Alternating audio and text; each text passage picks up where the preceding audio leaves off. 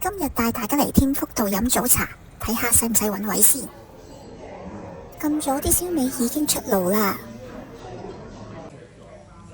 仲好早，所以等我揾翻個靚位先。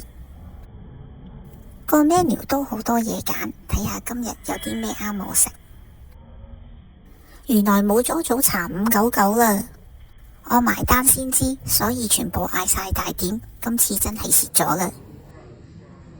諗住嗌返個藥膳雞腳，問個姐姐幾時出，佢話未出。隔咗一陣再問佢幾時出，佢都係話未出，所以到最後我都係冇得食。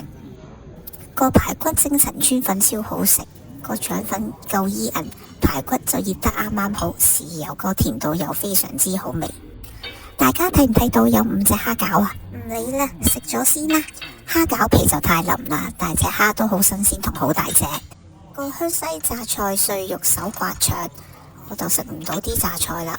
不過係個腸粉係好滑嘅，蝦腸好好食，隻蝦夠大，個腸又夠滑，最緊要個豉油甜甜地啱我食。個沙爹今時肚啱啱好，夠晒味。總括嚟講，啲點心係唔錯，所以我會返嚟。希望大家鍾意睇我條片，下集再見。